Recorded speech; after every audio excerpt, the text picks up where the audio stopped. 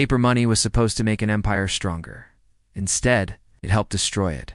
Not because paper itself was flawed, not because innovation was dangerous, but because power learned it could create money without limits. And once that door opens, it rarely closes. Today, money is created digitally. Governments expand supply during crises. Central banks promise control. But this is not a modern experiment.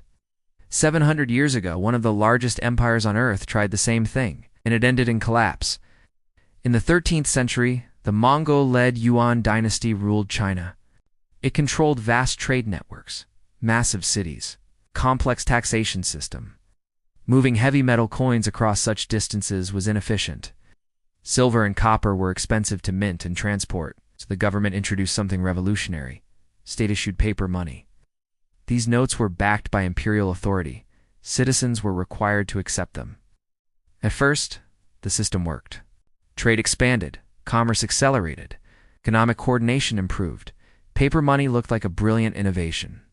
But underneath the success, a dangerous incentive had been created. The state now had the power to create purchasing power without mining metal.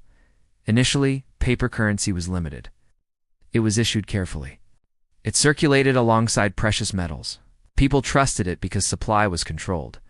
But empires are expensive. The Yuan Dynasty faced military campaigns, court expenditures, infrastructure projects, and administrative expansion.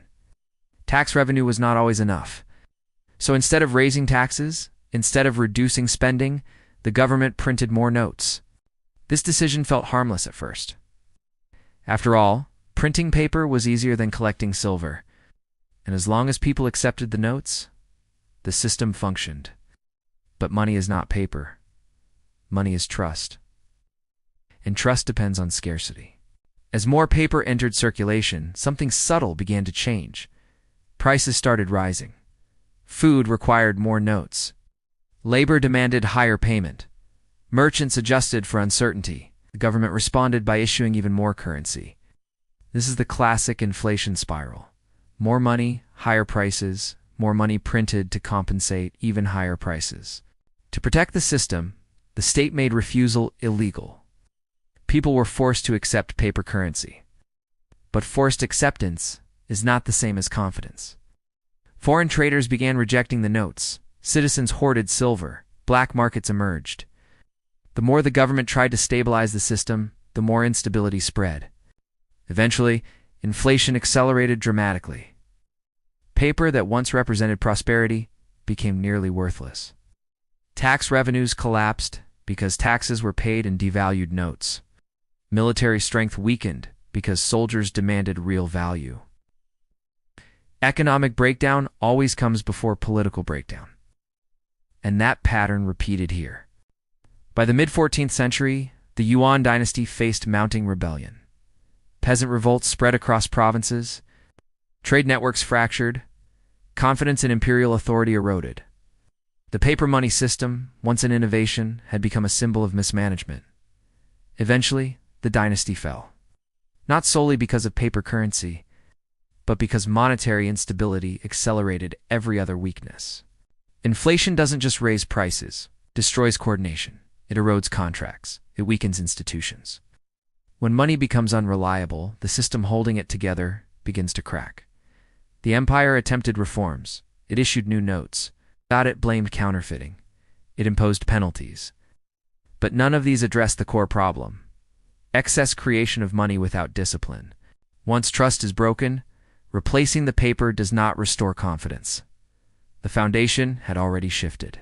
Without monetary stability, political stability could not survive. This pattern did not end with the Yuan Dynasty. Revolutionary France, Weimar Germany, more recent currency crises. The story repeats. Money creation begins as a solution. It becomes a shortcut, and eventually it becomes a trap. Paper or digital currency only works when people believe it will hold value tomorrow. The technology changes. Human incentives do not. 3 lessons from this collapse. First, paper money itself is not the danger. Abuse of monetary power is. Second, trust is the real backing behind any currency. Without trust, even gold fails. And third, Economic weakness spreads quietly long before political collapse becomes visible. Empires rarely fall suddenly. They decay financially first. History doesn't repeat, but money mistakes do. Subscribe to The Capital Historian.